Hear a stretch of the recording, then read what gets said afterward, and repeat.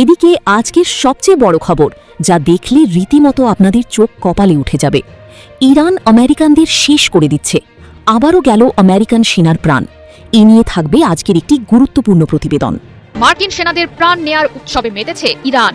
ইসলামী বিপ্লবের দেশে হামলা চালিয়ে নিজের পায়ে নিজেই কুড়াল মেরেছে আমেরিকা। সূচনা করেছে দুঃস্বপ্নের অধ্যায়ের। প্রতিনিয়ত হারাচ্ছে একের পর এক সামরিক ঘাঁটি, যুদ্ধবিমান আর যুদ্ধরত সেনা। সম্প্রতি জর্ডানে চালানো ইরানের হামলায় প্রাণ হারিয়েছেন দুজন মার্কিন সেনা। এখনো সন্ধান মেলেনি একজনের। সেই ধাক্কা কাটিয়ে ওঠার আগেই এবার আরও একজন সেনা হারালো আমেরিকা। যে যুদ্ধের ইতি দ্রুত টানতে চেয়েছিল যুক্তরাষ্ট্র, সেটি যেন এখন দেশটির জন্য হয়ে উঠেছে রক্তক্ষয়ী ফাঁদ। প্রশ্ন উঠেছে, তবে কি মধ্যপ্রাচ্যে যুদ্ধের নিয়ন্ত্রণ ইরানের কাছে হারিয়েছেন মার্কিন প্রেসিডেন্ট ডোনাল্ড ট্রাম্প? এদিকে বিক্ষোভে অগ্নিগর্ভ দিল্লি, পার্লামেন্ট মার্চে পুলিশি হামলা, বিক্ষোভে উত্তাল ভারত, পতনের দ্বারপ্রান্তে মোদি।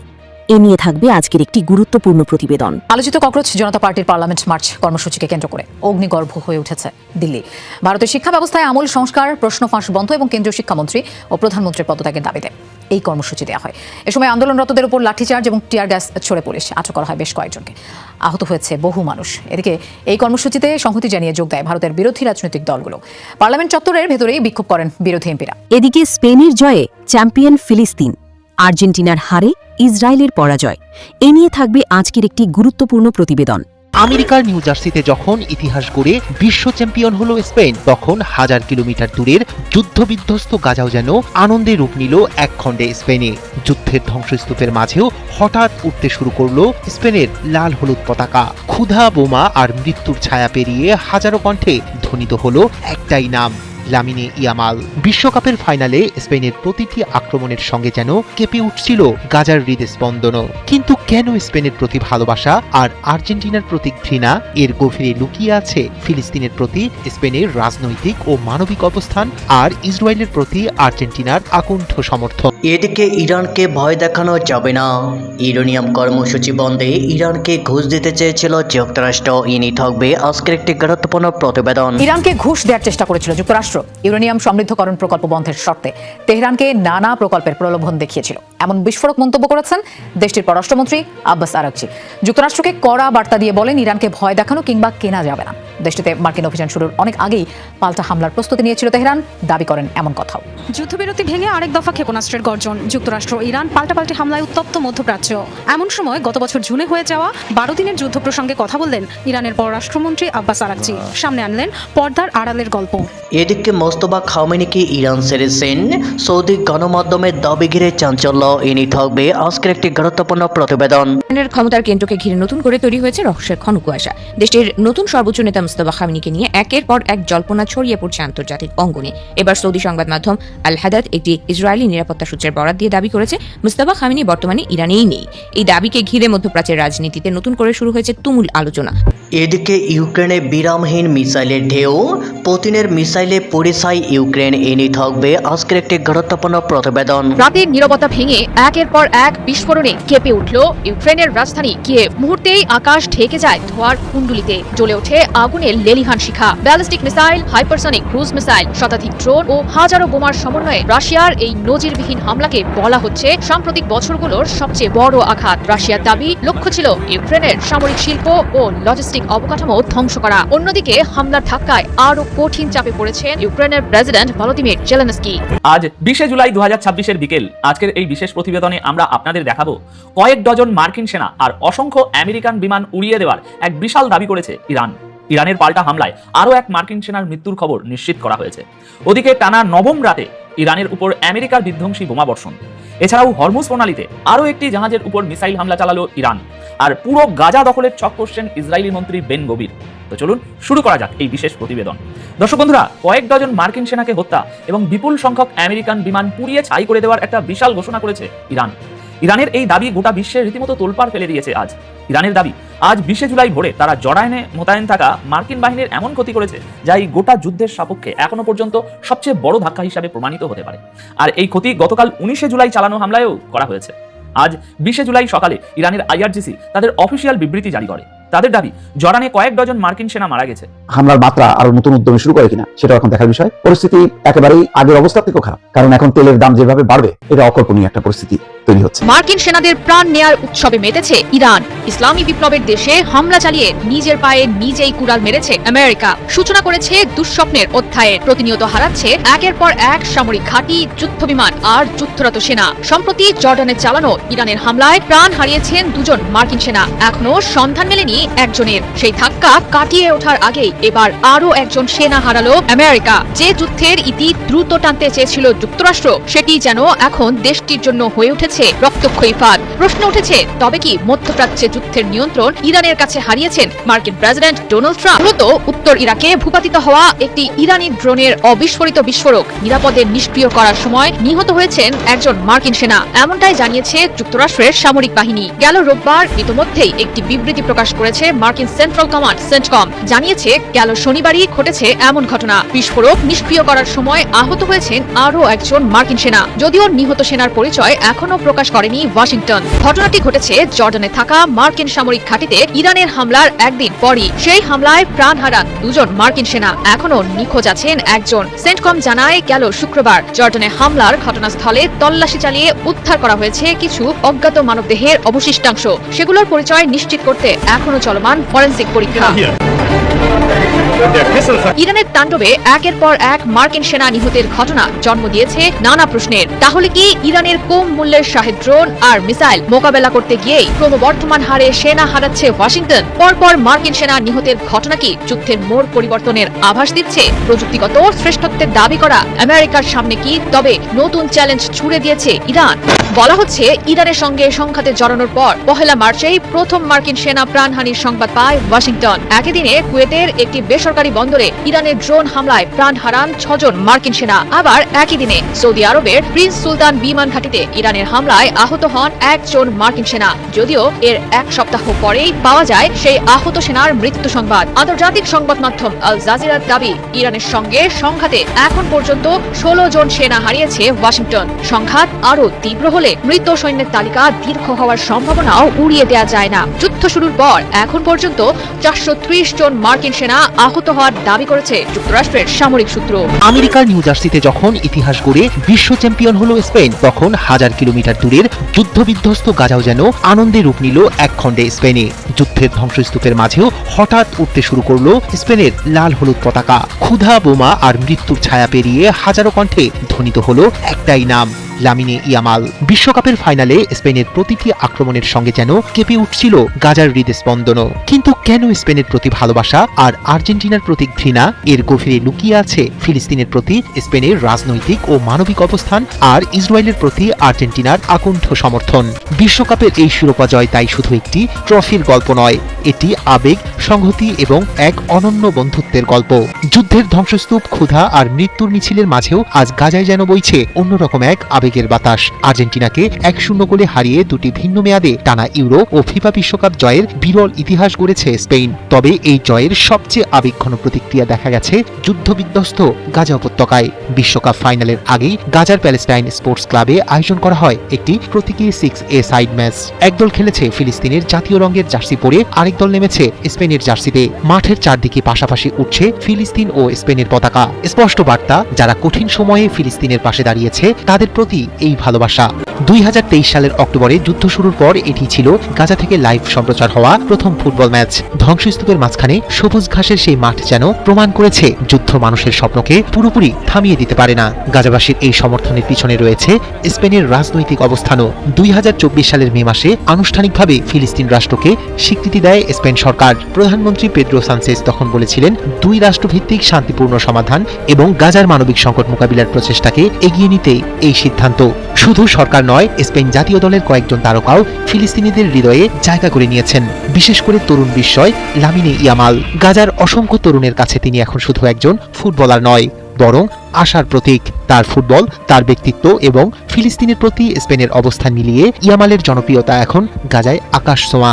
স্পেনের সমাজতান্ত্রিক প্রধানমন্ত্রী পেদ্রো সানচেজ যেখানে ইউরোপে ফিলিস্তিনের অধিকার, অন্তর্ভুক্তি এবং বামপন্থী মতাদর্শের সবচেয়ে সোচ্চার কণ্ঠস্বর, ঠিক তার বিপরীতে আর্জেন্টিনার প্রধানমন্ত্রী হাভিয়ের মিলেই। আর্জেন্টিনার এই উগ্র ডানপন্থী রাজনৈতিক হাওয়া ফুটবল মাঠেও প্রভাব ফেলেছে।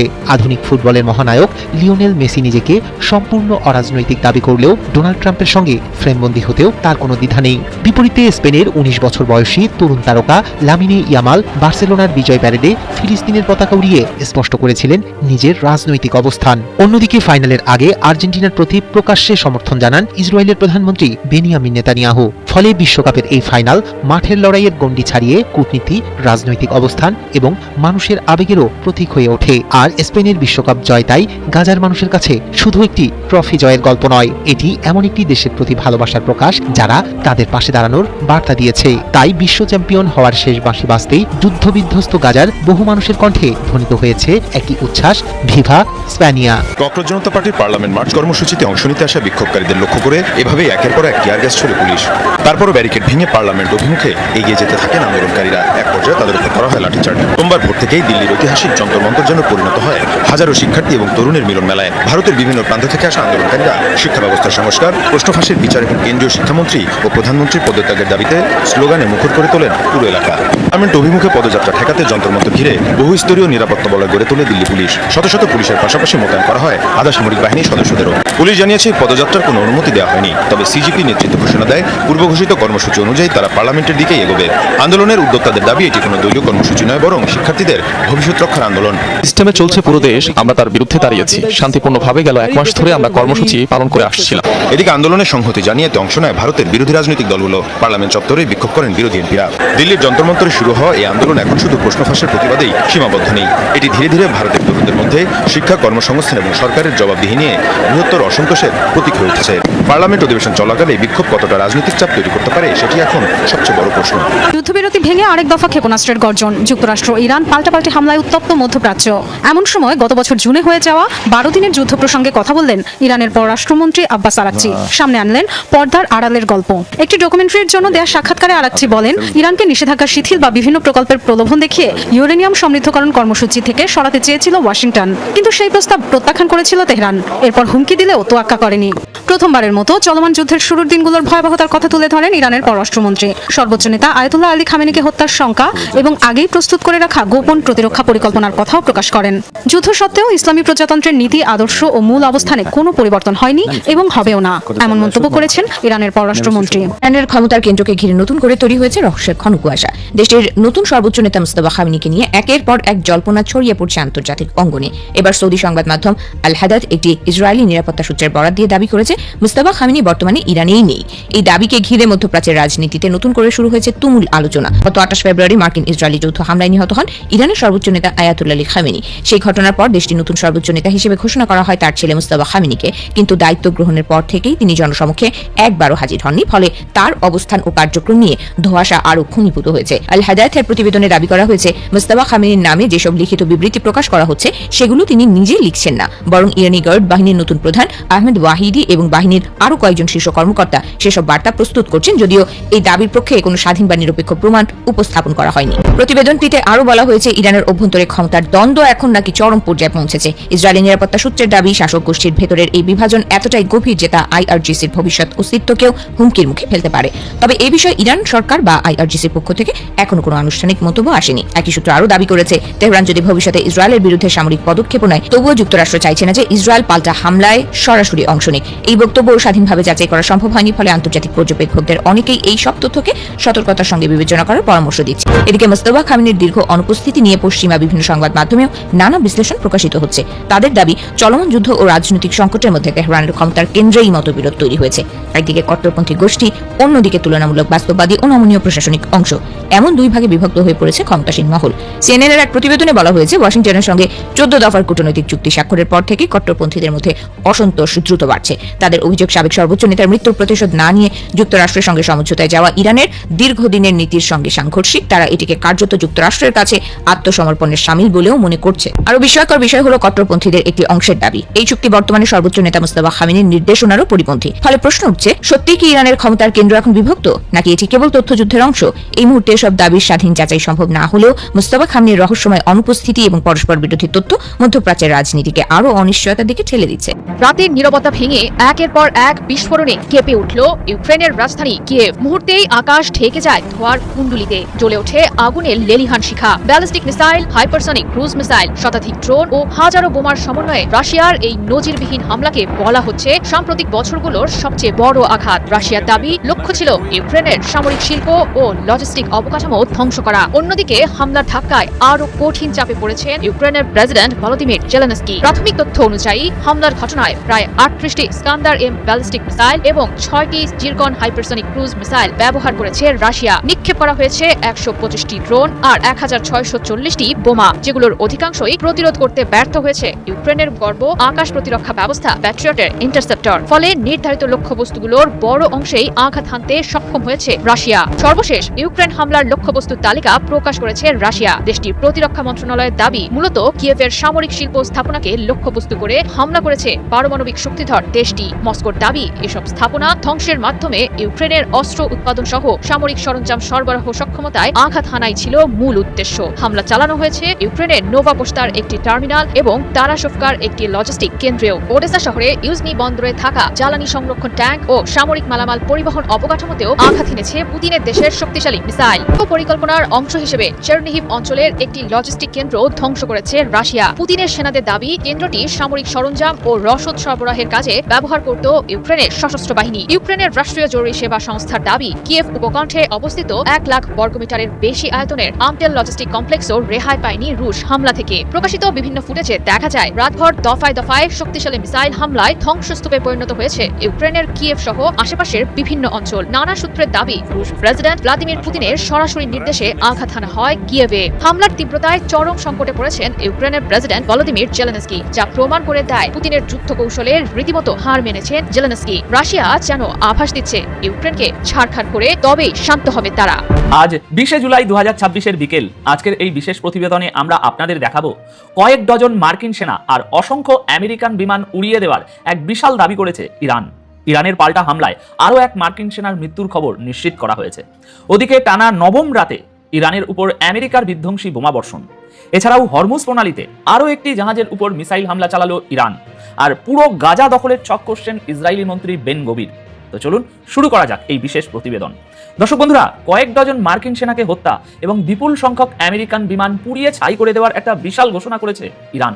ইরানের এই দাবি গোটা বিশ্বের রীতিমতো তোলপাড় ফেলে দিয়েছে। ইরানের দাবি, আজ 20 জুলাই ভোরে তারা জর্ডানে মোতায়েন থাকা মার্কিন বাহিনীর এমন ক্ষতি করেছে যা এই গোটা যুদ্ধের সাপেক্ষে এখনো পর্যন্ত সবচেয়ে বড় ধাক্কা হিসাবে প্রমাণিত হতে পারে। আর এই ক্ষতি গতকাল 19 জুলাই চালানো হামলায়ও করা হয়েছে। আজ 20 জুলাই সকালে ইরানের IRGC তাদের অফিসিয়াল বিবৃতি জারি করে। তাদের দাবি, জর্ডানে কয়েক ডজন মার্কিন সেনা মারা গেছে, সেই সঙ্গে আমেরিকার বেশ কয়েকটি সামরিক জাহাজ, helicopter surveillance aircraft, command and control aircraft এবং কোটি কোটি ডলার মূল্যের MQ-9 রিপার ড্রোন ধ্বংস করা হয়েছে। IRGCর দাবি, জর্ডানের আল আজরাক এলাকায় মার্কিন বিমানের জন্য ব্যবহৃত একটা দুটো নয়, বরং 20টি হ্যাঙ্গার ব্যালিস্টিক মিসাইল দিয়ে ধ্বংস করা হয়েছে। এই হ্যাঙ্গারগুলোতে বিমান রাখা হতো, আর সেখানে থাকা কয়েক ডজন মার্কিন সেনাও প্রাণ হারিয়েছে এই হামলায়। এগুলো ইরানের IRGCর দাবি। আপনারা সমস্ত খবরের কাগজের হেডলাইনগুলো পড়লেই বুঝতে পারবেন বিষয়টা। ইরান শুধু এটুকুতেই থেমে থাকেনি, তারা আরও দাবি করেছে যে কাবা এয়ারপোর্টে থাকা আমেরিকার ভারী আকারের C-17 ট্রান্সপোর্ট এয়ারক্রাফট এবং P-8 কমান্ড অ্যান্ড কন্ট্রোল এয়ারক্রাফটটাকেও ব্যালিস্টিক মিসাইলের নিশানা করা হয়েছে, যার ফলে তাদের চরম ক্ষতি হয়েছে বর্তমানে। এর পাশাপাশি দর্শক বন্ধুরা, IRGC জানিয়েছে যে তারা প্রায় $30 মিলিয়ন দামের আরও একটি মার্কিন MQ-9 ড্রোন গুলি করে নামিয়েছে। নিজেদের বিবৃতিতে IRGC জর্ডানের সাধারণ মানুষ এবং সেখানকার কিছু সেনাকে খোলাখুলি ধন্যবাদও জানিয়েছে। IRGCর দাবি, জর্ডান থেকে পাওয়া ইন্টেলিজেন্স বা সঠিক খবরের কারণেই মার্কিন ঘাঁটিগুলোতে এত নিখুঁতভাবে নিশানা করা সম্ভব হয়েছে। অর্থাৎ জর্ডান এবং অন্যান্য আরব দেশের সাধারণ মানুষের সাহায্যেই ইরান এত নিখুঁত হামলা চালাতে পারছে, এবং এই কথা খোদ ইরান নিজেই স্বীকার করছে। নিজেদের বিবৃতিতে IRGC বলেছে যে জর্ডানের মানুষের এই সহযোগিতা জেরুজালেম অর্থাৎ আল কুদস শহর, যেখানে আল আকসা মসজিদ অবস্থিত, তার মুক্তির পথকে আরও সহজ করে তুলেছে। ভাবুন, এই কথা কে বলছে? ইরান বলছে। যদিও আমেরিকা এখনো পর্যন্ত ইরানের এই দাবিগুলো নিশ্চিত করেনি। তারা কয়েক ডজন মার্কিন সেনার মৃত্যু বা এত বড় সামরিক ক্ষয়ক্ষতিও স্বীকার করেনি। আপাতত এই সব কথাই ইরানের IRGCর দাবির উপর ভিত্তি করে বলা হচ্ছে। দর্শক বন্ধুরা, এটি ইরানের IRGCর একটি অফিসিয়াল বিবৃতি। আর তাই আজ 20 জুলাই দুপুরে ড্রপ সাইটের মতো বিখ্যাত ওয়েবসাইট, তুরস্কের আনাদুলু নিউজ এজেন্সি, ইসরায়েলের দ্য টাইমস অফ ইসরায়েলের মতো সংবাদপত্র এবং রাশিয়ার RT নিউজের মতো চ্যানেলের অফিসিয়াল এক্স হ্যান্ডেলেও এটি বেশ ফলাও করে প্রচার করা হয়েছে। খবর যখন এত জোরালো হয়, তখন আমরা খবরটাকে ঠিক এভাবেই আপনাদের সামনে পেশ করি। তবে হ্যাঁ, এগুলো এখনো দাবি মাত্র। আমেরিকার সাথে এমনটা সত্যি হয়েছে কিনা তা মার্কিন সেনার তরফ থেকে কনফার্ম হওয়া এখনো বাকি। তবে যদি সত্যি এত সেনা মারা গিয়ে থাকে তাহলে তো সেটা বলতেই হবে, কারণ কফিনগুলো তো আমেরিকাতেই যাবে। সত্যি এমনটা হলে আমেরিকা সেটা কোনোভাবেই অস্বীকার করতে পারবে না বলে মনে হয়। আসুন পরবর্তী খবরের দিকে এগোই। ইরানের পাল্টা হামলা এখন আমেরিকার জন্য ক্রমশ প্রাণঘাতী হয়ে উঠছে। এবার উত্তর ইরাকেও আরও এক মার্কিন সেনা নিহত হয়েছে। আজ 20 জুলাই মার্কিন সেনাবাহিনী নিশ্চিত করেছে যে উত্তর ইরাকে তাদের এক সেনা মারা গেছে এবং আরেকজন আহত হয়েছে, যার চিকিৎসা চলছে। মার্কিন সেন্টকমের মতে এই ঘটনাটি ঘটেছিল 18 জুলাই, যখন ইরানের গুলি করে নামানো একটি সুসাইড ড্রোনের ধ্বংসাবশেষ কন্ট্রোল ব্লাস্টের মাধ্যমে সরানো হচ্ছিল। সেন্টকম বলছে ওই কাজ চলাকালীন বিস্ফোরণ ঘটে এবং তাতে এক মার্কিন সেনার মৃত্যু হয় এবং আরেকজন আহত হয়। দর্শক, এই খবরটা এমন সময় এলো যখন 1 বা 2 দিন আগেই আমেরিকা স্বীকার করেছিল যে জর্ডানে ইরানের ব্যালিস্টিক মিসাইল ও ড্রোন হামলায় তাদের 2 সেনা মারা গেছে। অর্থাৎ বর্তমান এই যুদ্ধে আমেরিকা নিজেই অন্তত 3 জন সেনার মৃত্যুর কথা নিশ্চিত করে ফেলল। অন্যদিকে ইরান ক্রমাগত দাবি করে যাচ্ছে যে তাদের পাল্টা হামলায় মার্কিন বাহিনীর এর চেয়েও অনেক বেশি ক্ষতি হয়েছে। এবার দর্শক, আমেরিকার হামলার কথায় আসি। ইরানের উপর আমেরিকার বিধ্বংসী হামলা টানা 9ম রাতেও অব্যাহত ছিল। আজ 20 জুলাই পড়তেই আমেরিকা আরও একবার অন্ধকারের মধ্যে ইরানের বেশ কয়েকটি এলাকায় তুমুল বোমা বর্ষণ করে। এর জবাবে ইরানও মার্কিন সামরিক ঘাঁটিতে মিসাইল ছুড়ে জবাব দেয়। রাত থেকে ভোর পর্যন্ত প্রায় কয়েক ঘন্টা ধরে এই লড়াই চলতে থাকে। সেন্টকম সকাল 7:30টায় ইরানের উপর হওয়া হামলার কিছু ছবি প্রকাশ করেছে। মার্কিন সেন্ট্রাল কমান্ড জানিয়েছে এবার তারা ইরানের সামরিক command centre, air defence system, সামুদ্রিক নজরদারি কেন্দ্র, নৌবাহিনীর সামরিক শক্তি, মিসাইল ও ড্রোন লঞ্চ সাইট এবং কমিউনিকেশন নেটওয়ার্ককে সরাসরি নিশানা করেছে। আমেরিকার সেই পুরনো দাবি, এই হামলার উদ্দেশ্য হলো ইরানের সেই ক্ষমতাকে দুর্বল করা যা দিয়ে তারা হরমুজ প্রণালী দিয়ে যাওয়া বাণিজ্যিক জাহাজ এবং সমুদ্রপথকে নিশানা করতে পারে। অন্যদিকে ইরানের তাসনিম নিউজ এজেন্সি দাবি করেছে যে আমেরিকার ছোড়া মিসাইলগুলো আজ সোমবার ভোরে ইরানের বেশ কয়েকটি শহরকে নিশানা করেছে। নিজেদের বিবৃতির শেষে সেন্টকম আবারও জানিয়েছে যে মিডল ইস্টে থাকা মার্কিন সেনা পুরোপুরি সতর্ক আছে, সবসময় প্রস্তুত আছে এবং প্রয়োজন পড়লে আগামী দিনেও এই পদক্ষেপ চালিয়ে যাবে। রিপোর্ট অনুযায়ী আমেরিকা জাস্ক এবং ইমাম খামিনি বন্দরের আশেপাশের বেশ কয়েকটি জায়গায় মিসাইল হামলা চালিয়েছে। আজ 20 জুলাই ভোরে সামনে আসা ছবিগুলোতে দাবি করা হচ্ছে যে মার্কিন যুদ্ধজাহাজ এবং ফাইটার জেটগুলো ইরানের দক্ষিণে থাকা জাস্ক এবং ইমাম খামিনি বন্দরের আশেপাশে হামলা করেছে। রিপোর্ট অনুযায়ী ইরানের দক্ষিণের অনেক এলাকায় বেশ কিছুক্ষণ ধরে বিস্ফোরণের শব্দ শোনা যায় এবং অনেক জায়গা থেকে ধোঁয়ার বিশাল কুণ্ডলি উঠতে দেখা যায়। এগুলো টানা 9ম রাতে ইরানের সামরিক ও কৌশলগত ঘাঁটিতে আমেরিকার চালানো হামলারই অংশ। আমি দুপুর 2টো পর্যন্ত পাওয়া খবরের আপডেট আপনাদের দিচ্ছি, এরপর হয়তো আরও খবর আসতে থাকবে। আচ্ছা, এবার আসি হরমুজ প্রণালীর খবরে। হরমুজ প্রণালীতে ইরান আরও একটি জাহাজ পুড়িয়ে দিয়েছে। মিসাইল মেরে 2টো জাহাজকে রীতিমতো জ্বলন্ত আগুনের গোলায় পরিণত করেছে ইরান। হরমুজ প্রণালীতে যুদ্ধ এখন একটা ভয়ঙ্কর মোড় নিয়েছে। ইরান 2টো বড় তেলের ট্যাঙ্কারকে মিসাইল দিয়ে উড়িয়ে ধ্বংস করে দিয়েছে, আর ইরান নিজেই এই ঘোষণা করেছে। আজ 20 জুলাই ভোরে ইরানের ফার্স নিউজ এজেন্সি জানায় 2টো তেলের জাহাজ আমেরিকার কথায় প্ররোচিত হয়ে হরমুজ প্রণালীর সেই রাস্তা দিয়ে যাওয়ার চেষ্টা করছিল যেটাকে ইরান আগেই অনিরাপদ ঘোষণা করেছিল। আইআরজিসির মতে এই জাহাজগুলোকে প্রথমে আটকানো হয়, বারবার ওয়ার্নিং দেওয়া হয় যে ফিরে যাও, কিন্তু তারা রাস্তা বদলায়নি। আইআরজিসি বলছে এই জাহাজগুলোর বিশ্বাস ছিল যে আমেরিকা তাদের বাঁচিয়ে নেবে, তাই তারা ইরানের ওয়ার্নিং পাত্তা দেয়নি, আর সামনে এগোতেই তাদের এইভাবে উড়িয়ে দেওয়া হয়। বিবৃতিতে বলা হয়েছে এরপর 2টি অয়েল ট্যাঙ্কারকেই মিসাইল দিয়ে নিশানা করা হয় যাতে ভয়ঙ্কর বিস্ফোরণ ঘটে এবং 2টো জাহাজই আগুনের গোলায় পরিণত হয়ে পুরোপুরি ধ্বংস হয়ে যায়। এদিকে ইউকে ম্যারিটাইম ট্রেড অপারেশনসও হরমুজ প্রণালীতে এই 2টি জাহাজের উপর হামলার খবর নিশ্চিত করেছে। অর্থাৎ ইরানের দাবি একেবারে সঠিক এবং জোরালো। এর মানে হরমুজ প্রণালীতে এই যুদ্ধ এখন আর শুধু আমেরিকা ও ইরানের মধ্যে আটকে নেই, বরং তেল বহনকারী জাহাজগুলোও সরাসরি এই সংঘাতের নিশানায় চলে এসেছে। এর সরাসরি প্রভাব সারা বিশ্বের তেলের বাজার এবং আন্তর্জাতিক বাণিজ্যের উপর পড়তে পারে, কারণ বিশ্বের অন্যতম গুরুত্বপূর্ণ এই সমুদ্রপথ এখন রীতিমতো একটা খোলা যুদ্ধের ময়দান হয়ে উঠেছে। লড়াইটা তো আসলে হরমুজ প্রণালীরই, দেখে নেবেন। এর ফল কিন্তু মোটেও সেটা হবে না যা অনেকেই এখন বসে বসে ভাবছেন। সবশেষে বলি, ইসরায়েলের কুখ্যাত ও চরমপন্থী মন্ত্রী ইতেমার বেন গবির আরও একবার গোটা গাজার উপর সম্পূর্ণ দখলের খোলাখুলি ঘোষণা করে দিয়েছেন। বেন গবির বলেছেন পুরো গাজা আমাদের এবং পুরো গাজায় ইহুদি বসতি স্থাপন করা হবে। অর্থাৎ তিনি গাজাকে নিজেদের সম্পত্তি বলে দাবি করছেন। আজ 20 জুলাই সামনে আসা একটি ভিডিওতে ইসরায়েলের এই কট্টরপন্থী জাতীয় নিরাপত্তা মন্ত্রী ইতেমার বেন গবিরকে বলতে শোনা যাচ্ছে যে যদি 3 বছর আগে কেউ বলতো যে আমরা গাজার 70% অংশ কন্ট্রোল করে নেব তাহলে কেউ বিশ্বাস করতো না।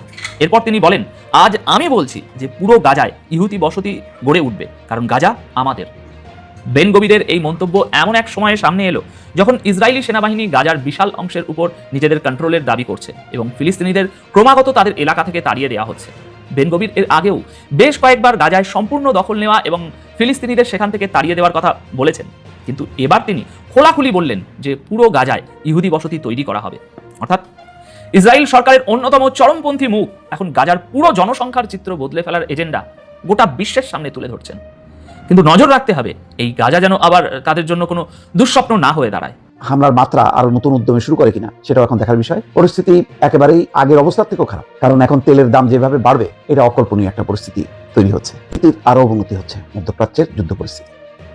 খবর হচ্ছে টানা 8 রাত ইরানে মার্কিন হামলা, পরমাণু কেন্দ্র আক্রান্ত, পারমাণবিক বিদ্যুৎ কেন্দ্রে হামলা করেছে। এটা হচ্ছে সবচেয়ে খারাপ দিক, যেটা এর আগে লম্বা সময় ধরে 40 দিনের যুদ্ধেও যা ঘটেনি, এখন কিন্তু আমেরিকা মরিয়া হয়ে হামলা চালাচ্ছে। রেল সেতু, সড়ক সেতু ধ্বংস করা হচ্ছে, একেবারে সেনানিবাসের ঘাঁটি লক্ষ্য করে হামলা। এখন সর্বশেষ পরমাণু কেন্দ্র আক্রান্ত হয়েছে।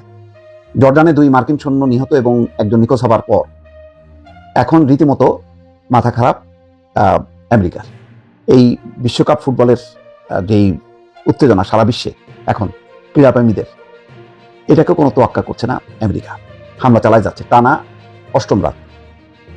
এখানে বলা হচ্ছে রয়টার্স এবং আল জাজিরার খবরে যে ইরান ও যুক্তরাষ্ট্রের পাল্টাপাল্টি হামলায় মধ্যপ্রাচ্য পরিস্থিতি ক্রমেই অবনতির দিকে যাচ্ছে।